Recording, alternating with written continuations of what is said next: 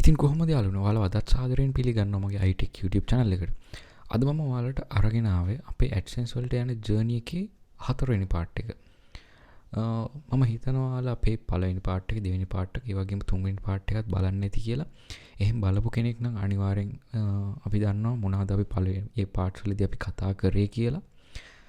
අපි අපේ මුල් වීඩියෝස් වලදී අපි කතා කරා කොහොමද අපේ blog එක හරියට හදාගන්නේ, කොහොමද අපි එකට ආටිකල්ස් පබ්ලිෂ් කරගන්නේ, ඒ වගේම හරියට තීම් එකක් කොහොමද ඇඩ් කරගන්නේ, අපේ තීම් එකට ගැලපෙන විදිහට අපේ ලේඅවුට් එක කොහොමද අපි එඩිට් කරගන්නේ, ඒ වගේම අපි කතා කරා අපේ SEO settings හදාගන්න විදිහ, ඒ වගේම අපි කතා කරා කොහොමද අපේ blogger site එක Google search console එකට ඇඩ් කරගන්නේ කියන එක, ඒ වගේම Google search console එකේදී අපේ web page එකක් අපි කොහොමද අපි Google search console එකට ඇඩ් කරගන්නේ, ඒ වගේ ගොඩක් දේවල් අපි කතා කරා.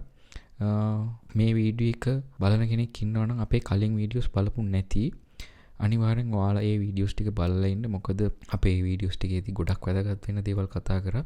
අපේ මේ AdSense වලට යන ජර්නි එකේදී අපි කරන්න ඕනි දේවල්. ඒක නිසා ඔයාලා අනිවාර්යෙන් ඒ ටික බලලා ඉන්න. මම මෙතන කාඩ් එකක් විදිහටත් මම playlist එකේ link එක දාලා තියන්නම්. ඒ වගේම playlist එක description එකෙත් මම දාලා තියන්නම්. ඔයාලට ඉතින් බලන්න පුළුවන්. හරි, මම හිතනවා ඔයාලා අපේ videos බලපු විදිහටම මම කියපු විදිහටම ඔයාලගේ articles දැන් ඔයාලා 100කටවත් ආසන්න ඔයාලා publish කරගෙන ඇති කියලා. අනිවාර්යෙන් අපි AdSense වලට apply කරන්න කලින් articles 50කට වැඩියෙන්වත් දාගෙන ඉන්නම ඕනි.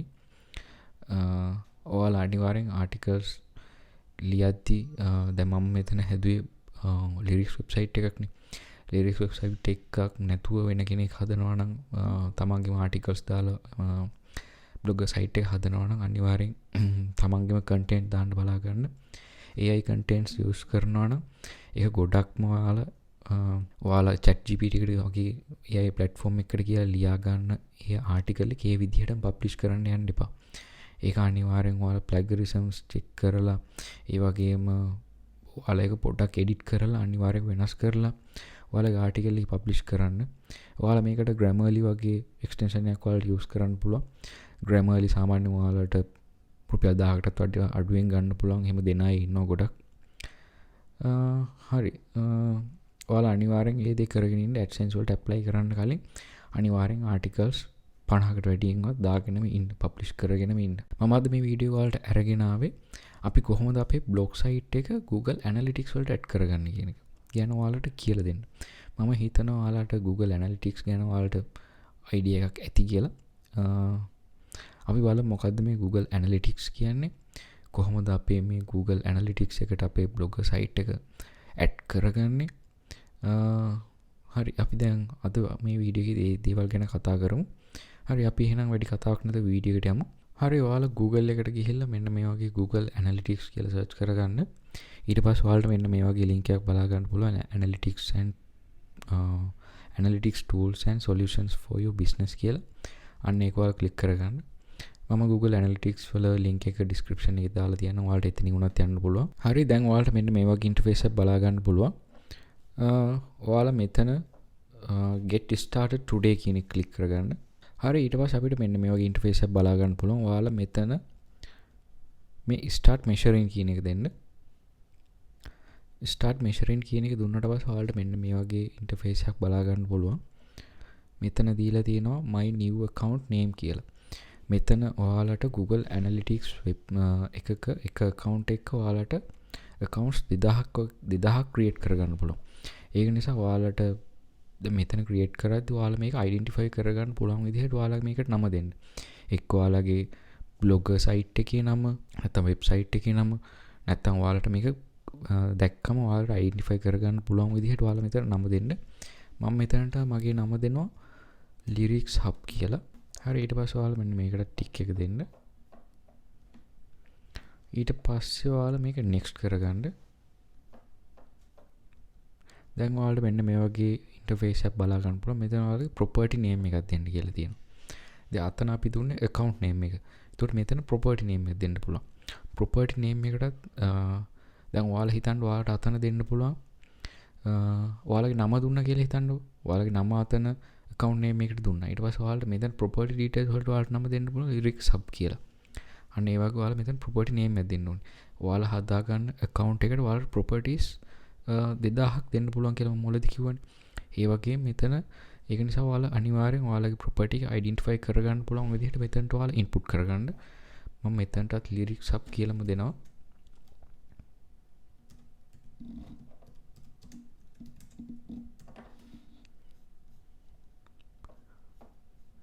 හරි ඊට පස්සේ ඔයාලට මෙතන time zone එක select කරගන්න පුළුවන්. මෙතන ශ්‍රී ලංකා කියලා ඔයාලට time zone එක දෙන්න පුළුවන්. ඒ වගේම ඔයාලට මෙතන currency එක select කරන්න පුළුවන්. මම මෙතන USD dollars කියලාම තියෙනවා. ඒක default වෙන එක. මම ඒක එහෙම තියෙද්දි next කරගන්නවා.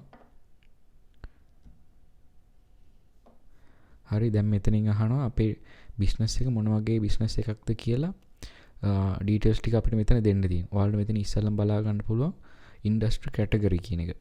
දැන් මෙතනින් select one category කියලා තියෙනවා. දැන් ඔයාලට මෙන්න මේ වගේ මෙතන categories කීපයක් බලා ගන්න පුළුවන්. arts and entertainment, auto and vehicles, beauty and fitness, book and literature, business and industrial, computers and electronics, finance, food and drink, games, health.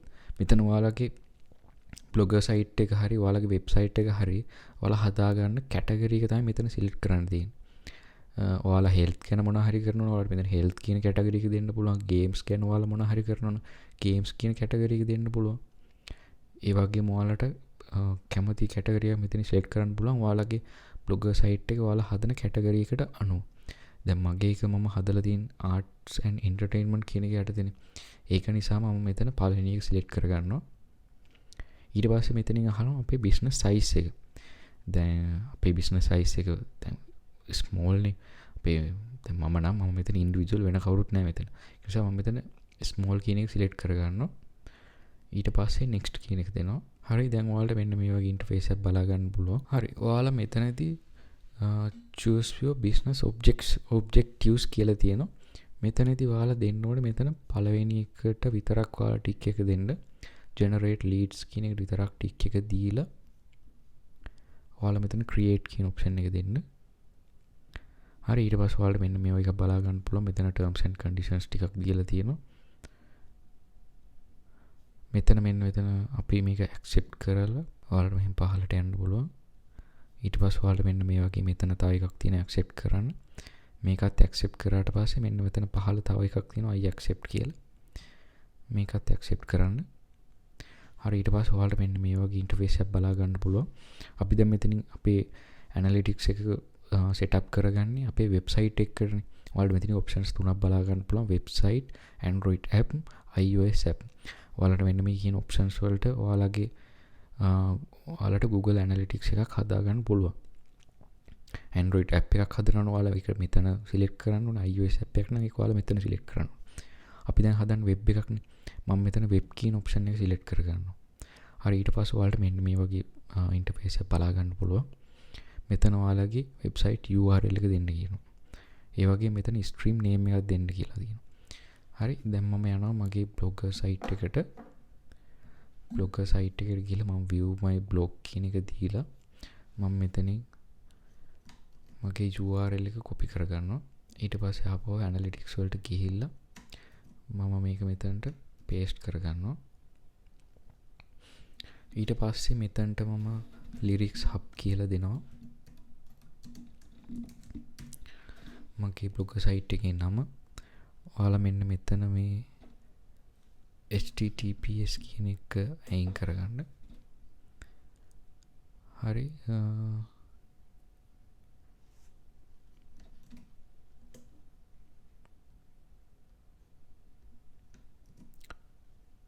https කියන එකත් අයින් කරලා අවසානට තියෙන dash එකත් ඔයාලා අයින් කරගන්න අනිවාර්යයෙන්ම. ඊට පස්සේ ඔයාලට මෙතන create stream කියලා බලා ගන්න පුළුවන්. මෙන්න මේක දෙන්න. හරි ඊට පස්සේ මෙන්න අපි මේක load වෙනවා. දැන් ඔයාලට මෙන්න මේ වගේ interface එකක් බලා ගන්න පුළුවන්. හරි ඔයාලා මෙන්න මේක close කරගන්න. ඊට පස්සේ ඔයාලට කරන්න තියෙන්නේ මෙන්න මේක copy කරගන්න. මේ measurement ID කියන එක ඔයාලා copy කරගෙන ඔයාලගේ blog එකට යන්න. blog එකට ගියාට පස්සේ ඔයාලට settings කියන එක බලා ගන්න පුළුවන්. settings කියන එකට යන්න. ඊට පස්සේ ඔයාලට මෙන්න මෙතනින් බලා ගන්න පුළුවන් Google Analytics Measurement ID කියලා. ඔයාලා මෙන්න මේක ක්ලික් කරගන්න. ඊට පස්සේ ඔයාලා කොපි කරගත්ත measurement ID එක මෙන්න මෙතනට paste කරන්න. ඊට පස්සේ save කරගන්න. හරි අපි දැන් අපි ආයෙම අපි Google Analytics එකට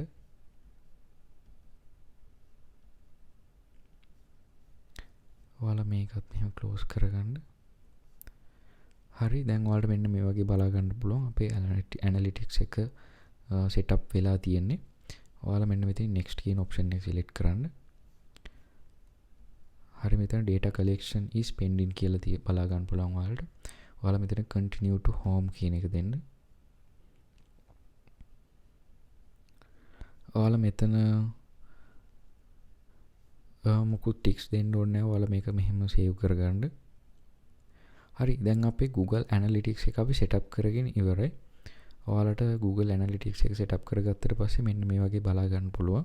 මම හිතනවා ඔයාලට Google Analytics එක හදාගන්න විදිහ කියලා දුන්න එක තේරෙන්නේ නැති කියලා. කොහේ හරි අපහැදිලි තැනක් තියෙනවා නම් අනිවාර්යෙන් කමෙන්ට් එකක් දාන්න. මම මේ ගැන ඔයාලට කියලා දෙන්නම්.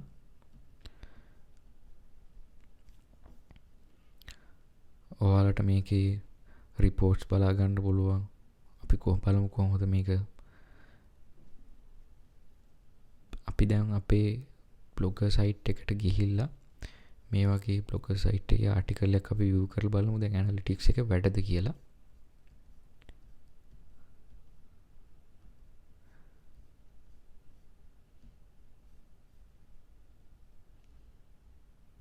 හරි දැන් ඔයාලට මෙන්න මේ reports කියන එකට ගියාට පස්සේ ඔයාලට මෙන්න මේ වගේ බලා ගන්න පුළුවන්. අවසාන විනාඩි 30 ඇතුළත users like කෙනෙක් ඇවිල්ලා තියෙනවා. ඔයාලට මේ analytics කියන එකෙන් ඔයාලගේ website එකට මොන වගේ visitorsලා දෙන්නේ, එයාලා කොච්චර වෙලාවක් ඔයාලගේ website එක තුල රැඳිලා ඉන්නවද, ඒ වගේ මේ visitorsලා මොන රටෙන් දෙන්නේ අපිට හැම දෙයක්ම බලා ගන්න පුළුවන්. මෙතනින් ජර්මනි කියලා වැටලා තියෙනවා. මොකද මම දැනට ඉන්නේ ජර්මනි වල. ඒක නිසා තමයි මෙතන ජර්මනි කියලා වැටලා තියෙන්නේ. ඔයාලට මෙන්න මේ වගේ බලා ගන්න පුළුවන් ඔයාලගේ analytics එක. හරි මම හිතනවා ඔයාලට හැම දෙයක්ම තේරෙන්නේ නැති කියලා. කොහේ හරි Google Analytics ගැන අපහැදිලි තැනක් තිබුණොත් අනිවාර්යෙන් කමෙන්ට් එකක් දාන්න. හරි අපි අපේ AdSense වලට යන journey එකේ අවසාන part එකේදී අපි හම්බ වෙමු. ඒකෙදි මම කතා කරනවා කොහොමද අපේ website එකට අපි traffic එකක් ගෙන්න ගන්න, මොන වගේ platforms ද අපිට තියෙන traffic එකක් අපිට ගෙන්න ගන්න. ඒ වගේම අපි ඒ වීඩියෝ එකේදී කතා කරනවා කොහොමද අවසානට අපි Google AdSense වලට අපේ website එක apply කරන්න කියලා. ඒකට ඔයාලා අනිවාර්යෙන් ඔයාලගේ blogger site එකට හරි website එකට හරි ඔයාලා articles 50ට වැඩියෙන් අනිවාර්යෙන් ලියාගෙන ඉන්න. ඒ වගේම මම අර කියපු pages 4 ඒ වගේම Google search console එක, Google Analytics එක ඒ හැම දෙයක්ම ඔයාලා හරියටම හදාගෙන ඉන්න. ඊට පස්සේ අපි අපේ Google AdSense වලට apply කරමු. අපි බලමු කොහොමද අපි Google AdSense apply කරයිද, මොන වගේ errors එයිද. අපි බලමු කොහොමද වෙන්නේ කියලා. හරි අපි එහෙනම් ඊළඟ වීඩියෝ එකේදී හම්බ වෙමු. එතකම් මම මේ වීඩියෝ එක අදට මෙතනින් නතර කරනවා. ඔයාලා මගේ YouTube channel එක තාම subscribe කරලා නැත්නම් අනිවාර්යෙන් මේ දැම්ම subscribe කරලා තියාගන්න. මේ වගේ වටිනා වීඩියෝස් ගොඩක් මම ඉස්සරහදී අරන් එන්න බලාපොරොත්තු වෙනවා. හරි එහෙනම් මම මේ වීඩියෝ එක අදට මෙතනින් නතර කරනවා.